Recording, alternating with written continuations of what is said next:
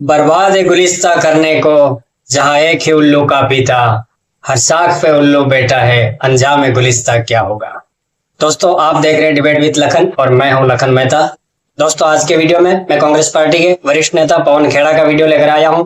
पवन खेड़ा जब संदीप चौधरी जी के चैनल पर बैठे थे तो उन्होंने सेना के शौर्य पर सवाल उठाए, सरकार की नीतियों पर सवाल उठाए और ये उनकी पुरानी नीति है। इन्होंने बालाकोट में सर्जिकल स्ट्राइक में सवाल उठाए, इन्होंने एयर स्ट्राइक के सवाल उठाए और अब ये ऑपरेशन सिंदूर पर भी सवाल खड़े कर रहे हैं। दोस्तों, मुझे लगता कि एक राहुल गांधी ही अकेला काफी है इस कांग्रेस पार्टी को बर्बाद करने में, लेकिन यहाँ तो हर साख पर उल्लू बैठा है। आप विचार कीजिए इस कांग्रेस पार्टी का क्या हश्र होगा। दोस्तों, आज के वीडियो में बहुत कुछ आपको जानने को भी मिलेगा और कांग्रेस पार्टी का असली चेहरा आपको देखने को मिलेगा। इसलिए आपसे निवेदन है कि अंत तक बने रहें और इस वीडियो के लास्ट में कुछ ऐसा हुआ जिसकी हमको या आपको किसी को शायद ही उम्मीद हो। तो चलिए फटाफट से वीडियो शुरू करते हैं और वीडियो में ऐसा क्या हुआ आप खुद देखिए। कांग्रेस के वरिष्ठ नेता हैं और आजकल डिजिटल मीडिया पर छाए भी हुए हैं। पवन खेड़ा मेरे साथ जुड़ चुके हैं। पवन, जब सरकार साफ कर चुकी है कि भाई हमने even at the start of the operation का मतलब दरअसल ये है कि 22 मिनट में 22 अप्रैल का जब बदला ले लिया तब हमने जानकारी दी, तो इस बात का बतंगड़ क्यों बनता जा रहा है? इससे देश का कोई फायदा हो रहा है क्या पवन भाई? नंबर एक, संदीप भाई, at the start of the operation का अनुवाद शशि थरूर जी से करा लीजिए, किसी से करा लीजिए कि at the start of the operation का हिंदी अनुवाद क्या होता है। अगर निशिकांत दुबे की बात सही है तो फिर उसी दिन विदेश मंत्री या विदेश मंत्रालय कह देता कि साहब 91 की एक समझौता है और उसकी वजह से हमको यह बताना पड़ा। तो दोनों चीजें तो सही नहीं हो सकती। बोले नहीं, हमने तो एट द स्टार्ट का मतलब यह नहीं कि शुरू होने से पहले, हमने तो खत्म होने के बाद बताया। तो फिर ये गलत है जो निशिकांत दुबे कर रहे हैं। तो मतलब एक समझौते को तोड़ा आपने। अब इस समझौते पर आते हैं। समझौते की शब्द क्या है? मिलिट्री एक्सरसाइज, मनूवर और मूवमेंट। ऑपरेशन शब्द है क्या इसमें?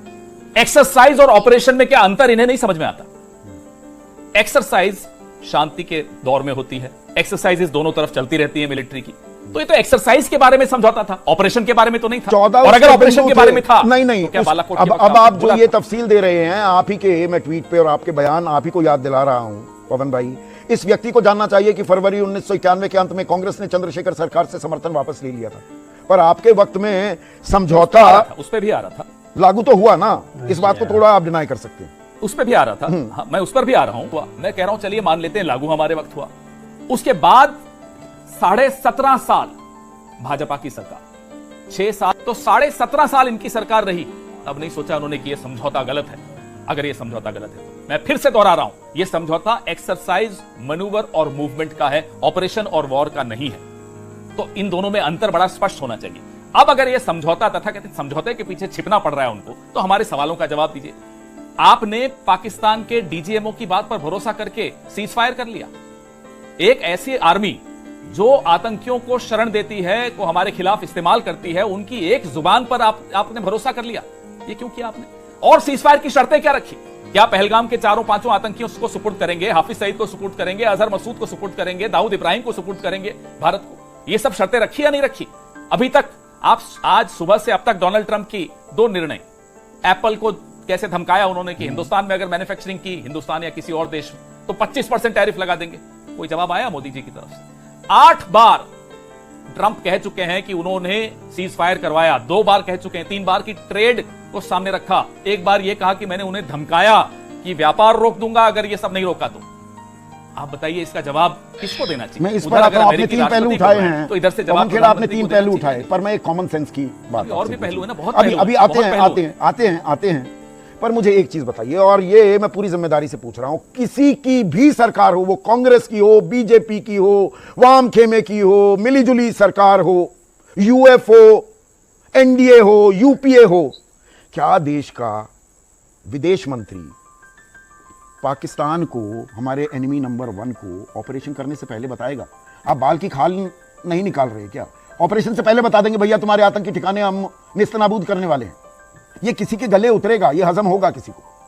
सुनिए भाई, हजम तो कई चीजें हैं जो हो रही हैं जो हमें नहीं होती। हम तो उस परंपरा से हैं, ये देश उस परंपरा से है कि 1971 भी देखा, 7वां बेड़े को भी हमने ठुकरा दिया और हम अपना काम करते रहे। तो देखिए जो अभी हो रहा है, हजम तो किसी को नहीं हो रहा। सीज फायर किसी को हजम नहीं हो रहा, अमेरिका का हस्तक्षेप किसी को हजम नहीं हो रहा, बार बार कहा जा रहा है कि भाई ट्रेड की धमकी दी और ऑपरेशन सिंदूर रुका, ये सिंदूर का सौदा नहीं है तो और क्या है, तो ये कैसे हजम होगा? तो कई चीजें हजम नहीं हो रही। एक शब्द प्रधानमंत्री का डोनाल्ड ट्रंप के खिलाफ नहीं निकलता, बेड़ियों में हमारे लोग वापस भेजे जाते हैं, कुछ नहीं बोला जाता, टैरिफ पे हमें धमकी दी जाती है, कुछ नहीं बोला जाता। आज कल जो हार्वर्ड के खिलाफ निर्णय लिया, 800 भारतीय छात्रों का भविष्य बर्बाद किया जा रहा है, मुंह से एक शब्द नहीं निकलता, तो हजम तो कई चीजें नहीं होती। जब खुद हमारे एक्सटर्नल अफेयर्स मिनिस्टर, बहुत करीब है अमेरिका के, चलिए कोई बात नहीं, जब वो खुद अपने मुंह से कहते हैं at the start of the operation, बड़े डिप्लोमेट रहे साहब, ये डिप्लोमेट्स को ट्रेनिंग दी जाती है कि कौन सा शब्द कितने शब्दों को तोल तोल के कैसे बोला जाता है। At the start of the operation बिना सोचे समझे तो उन्होंने बोला नहीं होगा। हम उनसे जानना चाहते हैं साहब इसका मतलब बता दीजिए, एट द स्टार्ट और एट द कमेंसमेंट में कोई फर्क है नहीं? एट द एंड और एट द स्टार्ट में बहुत नहीं कर रहे हैं, क्योंकि अब डीजीएमओ ने कह दिया, एक सेकंड पवन भाई, जब डीजीएमओ ने ये जानकारी दे दी our pilots are safe and back, उसके बाद भी आपके नेता राहुल गांधी वो पूछ रहे हैं सवाल कि जी हमारे कितने विमान गिरे, इससे देश का कोई फायदा हो रहा है क्या? बिल्कुल होता है। हम कितने प्रिपेयर्ड हैं, देखिए अकेला पाकिस्तान नहीं है, अकेले पाकिस्तान को तो हम अच्छी तरह मजा चखा सकते हैं, चखाएंगे भी और पहले भी चखा चुके हैं। चाइना साथ में, और वो चाइना जिसको आप अगर मुंह खोलते हो उस चाइना के विषय में तो सिर्फ क्लीन चिट देने के लिए खोलते हो, अन्यथा आप मुंह नहीं खोल पाते, सरेआम क्लीन चिट दे देते हो। तो चाइना का पाकिस्तान से जो घनिष्ठता है, और आप जो अलग थलग पड़े हुए हो, हम जो पूरा हमारा देश जो अलग थलग पड़ा हुआ है पूरे विश्व में इस बार, तो क्या देश का नफा नुकसान पूछने का कर्तव्य विपक्ष का नहीं है, मीडिया का नहीं है? आप पूछ रहे हैं, हम भी पूछ रहे हैं, क्यों नहीं पूछेंगे? ये देश का नुकसान की बात से कहीं ज्यादा है कि देश को खतरे क्या है। बालाकोट में क्या हुआ, आज क्या हुआ, लगातार हमें यह जानना जरूरी है कि साहब हमारा कितना नुकसान हुआ। जो जवान जाते हैं सीमा पर, क्या हम उन्हें पूरी तरह से मुस्तैद करते हैं, हम उनको पूरी तरह से इक्विप करते हैं? तो ये सब जानना जरूरी है। और उन्होंने भी जवाब ऐसा ही दिया कि साहब नुकसान होते हैं लेकिन हमारे पायलट सकुशल। हमें बड़ी खुशी हुई कि पायलट्स हमारे सकुशल आ गए, इसमें कोई मतलब सबको गर्व है इस बात। लेकिन सरकार से सवाल पूछना आवश्यक है। आप पोस्टर लगा के वोट मांगने निकल गए ऑपरेशन सिंदूर पे, और सवालों से बचेंगे? सवाल पूछो तो कैसा विपक्ष राजनीति कर रहा है, विपक्ष राष्ट्र विरोधी राजनीति कर रहा है, और आप वोट मांगने बटोरने निकल जाएंगे। वो पूरी मिलिट्री, तो वही आप भी तो पलटवार इसलिए कर रहे हैं ना, आपको लग रहा है कि जो उड़ी के बाद सर्जिकल स्ट्राइक हुई। हाँ बोलिए प्लीज प्लीज प्लीज। मैं ये कह रहा हूं, उसके बाद वो परेश रावल जैसे डायलॉग निकाल के खून में सिंदूर, सिंदूर में खून, और गर्म ये और ठंडा ये, क्या है ये? मजाक बना रखा है आपने। भाई देश की सुरक्षा है। आज 26 परिवार पहलगाम में 26 विधवाओं के सिंदूर के साथ न्याय हुआ या नहीं हुआ, ये जानने का हक देश को है, और ये पूछने का बिल्कुल हक है। पर आप भी तो फिल्मी डायलॉग मारते हैं, छिटपुट युद्ध हुआ है, छिटपुट कोई घटना, ऑपरेशन सिंदूर को आप ही के राष्ट्रीय अध्यक्ष बता देते हैं। Is that fair? Is that in good taste? मैं बताता हूं, बताएं। अरे जब आपके विदेश मंत्री कहते हैं कि हमने at the start of the operation बता दिया, तो फिर और क्या इसकी परिभाषा निकलेगी? जब आपने पहले ही दुश्मन को बता दिया कि साहब मैं आ रहा हूं, आपने देखा इसका प्रभाव क्या हुआ? आज पाकिस्तान के टीवी पर जयशंकर, हमारे लिए बड़ी हंसी उड़ती ना, अरे साहब राहुल गांधी का बयान पाकिस्तान टीवी पर चल रहा है, फलां का चल रहा है, कांग्रेस के इस नेता एस जयशंकर के बयान देख लो। हंसी उड़ रही है आज देश की।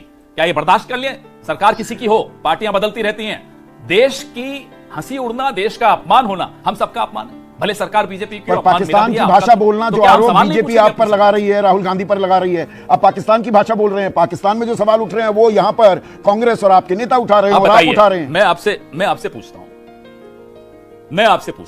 हम सवाल उठा रहे हैं कि साहब सीजफायर क्यों रोका? क्या ये पाकिस्तान की भाषा है? हम सवाल उठा रहे हैं कि सीजफायर रोकने के वक्त जो शर्तें रखी थी, क्या उसमें अजहर मसूद, हाफिज सईद, दाऊद इब्राहिम और पहलगाम के तमाम आतंकियों को भारत को सौंपा जाएगा? क्या यह पाकिस्तान की भाषा है? हम कह रहे हैं कि कश्मीर पे अमेरिका की मध्यस्थता क्यों होगी? क्या यह पाकिस्तान की भाषा है? हम कह रहे हैं कि डोनाल्ड ट्रंप क्यों चौधरी बने हुए हैं आज हमारे इस क्षेत्र में, हमारे देश की भविष्य की वो क्यों जिम्मेदारी ले रहे हैं? क्या यह पाकिस्तान की भाषा है? ये देश प्रेम से ओतप्रोत सवाल हैं। आज इन सवालों का जवाब अगर नहीं मिलेगा तो देश का भविष्य, देश की सुरक्षा भारी खतरे में आने वाली है। दरअसल राजनीति आप भी कर रहे हैं। आखिरी सवाल पवन भाई, उड़ी 2016 में जो सर्जिकल स्ट्राइक की उसके जवाब में, और पुलवामा के जवाब में बालाकोट एयर स्ट्राइक की, तो उसका फायदा बीजेपी को मिलता दिखा, चुनावी फायदा भी, इसमें कोई शक व शुबा नहीं है। आज आपको ऐसा तो नहीं लग रहा है, और इसीलिए आप ये सवाल उठा रहे हैं कि ऑपरेशन सिंदूर का भी सियासी फायदा बीजेपी ना उठा ले जाए, तो आप लगातार सवाल पर सवाल दागे जा रहे हैं।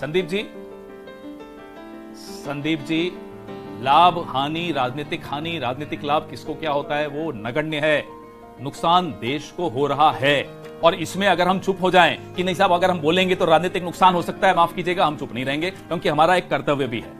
ये पूरी राजनीति करते रहें, वोट मांगते रहें, मांगे, हमें कोई दिक्कत नहीं, हम सवाल पूछेंगे और इनको जवाब देना पड़ेगा। तो दोस्तों उम्मीद करते हैं वीडियो पसंद आया होगा। वीडियो पसंद आए तो वीडियो को लाइक और कमेंट बॉक्स में अपनी राय जरूर लिखें। मिलते हैं किसी नए वीडियो में नए टॉपिक के साथ, तब तक के लिए जय हिंद, वंदे मातरम।